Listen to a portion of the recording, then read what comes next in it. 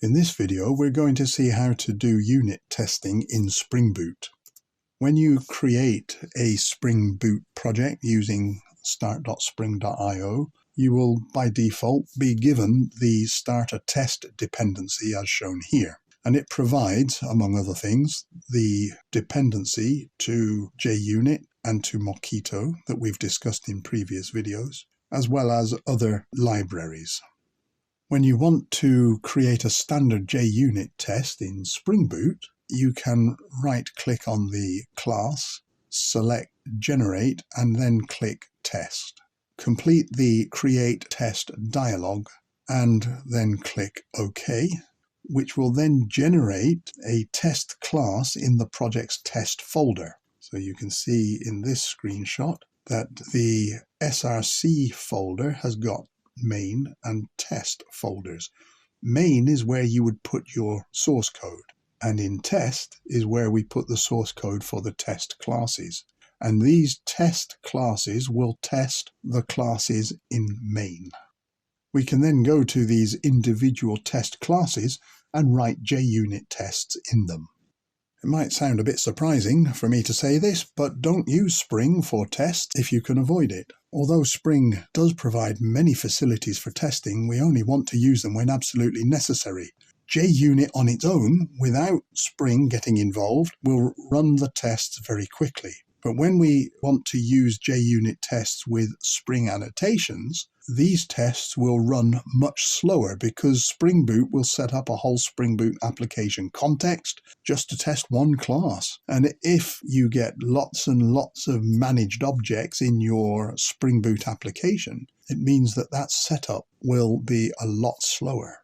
Even though we have Spring components in our Spring Boot applications, controllers, services, and so on, we can still test those with plain JUnit tests. We instantiate the component, inject it with mocked or stub dependencies, as we saw in the previous video, and then call its methods. And this is great for quick running tests, but it does leave some features untested. For example, with controllers, we don't get to test the request mappings in the way I've just outlined. We don't get to see the serialization and deserialization of objects in requests and responses, and so on. So there are times when we do want to use the features of Spring for testing. And when we want to do that, we'll use the @SpringBootTest annotation in front of the class name.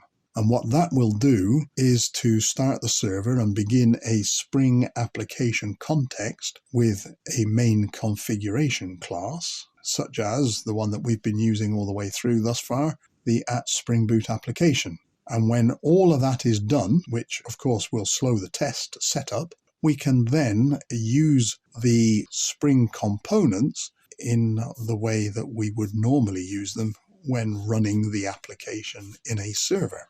Sometimes we'll want to test our components without setting up an entire web environment. And so what we can do is use a MockMvc object. And you can see down here that we're using it here. I've also used the WebMVC test annotation, limiting that test to use only this one controller. And so that will mean that the application context is set up with only that controller, no matter how many other controllers there are. So that will help to speed up the setting up of the application context. Now this annotation actually is the equivalent of the other two that I've commented out. What we're using here is known as field injection.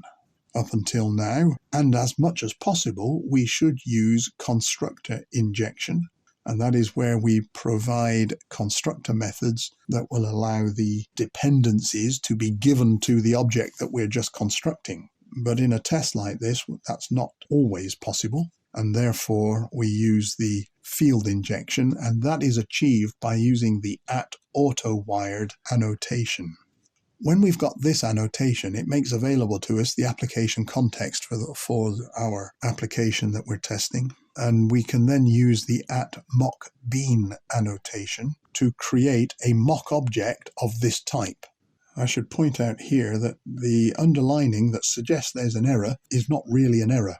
When you look on the internet about this, you find that there is a discrepancy between the latest version of Spring Boot and the IDE that I'm using.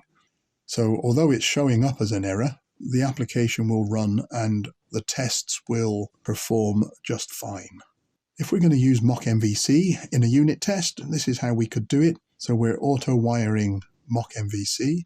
We've got a book service mock beam, and so we can set up the stubbing of a method within that mock object, and then we can use MockMvc to perform a request. So this is going to send an HTTP GET request to the controller, in this case the book REST controller, and then it's going to print the response. And we're asserting, so here we are expecting that the status is okay, and we're expecting that the header content type is application/JSON, and we're expecting that the content string is just a pair of square brackets.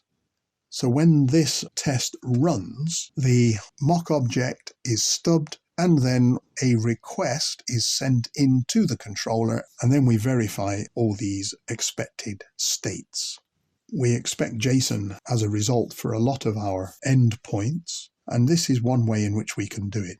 So here's our expected result. We're creating from this object an expected JSON string, and we're using the object mapper class that comes as part of our environment to write this object as a JSON string. We're stubbing this method in the mock book service object, and then we're using MockMvc to send in this GET request, print the response, check the status is okay, check the header content is application/JSON, and then we're checking that the content JSON string is the one that we expect. And so what it will do is parse the expected JSON and the content that we've got as a part of the response to make sure that they are similar. Now, it's important that we recognize that by similar, we mean that they contain the same attribute value pairs, but the order of those pairs might not be the same. And because we're doing this in a lenient way, the order doesn't matter. So long as we have all the expected attribute value pairs, then that test will pass. There's another way that we could check a JSON result, and that is to use the JSON path method. Send in the same request, print it, check the status is okay, check the content type, and then we can use the JSON path to identify a specific attribute in that JSON string along with its expected value. And this way we can pick out the individual attributes and their values to verify the state.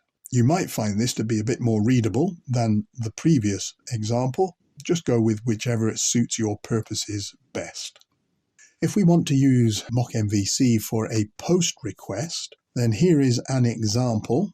So we could perform a post request for this URL, and then we can verify the various parts of the response as we did previously.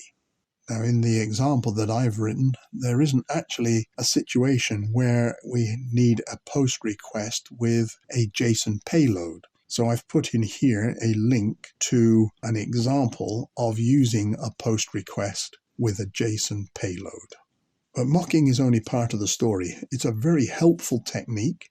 It allows us to isolate our tests from all the dependent classes and just focus on verifying the state and behavior of the actual class that we are focusing on. But when we're mocking, it doesn't actually test the interactions between a real object of the class we're testing and real objects of the dependent classes. And so what we need then are integration tests. And that's what we're going to look at in the next video.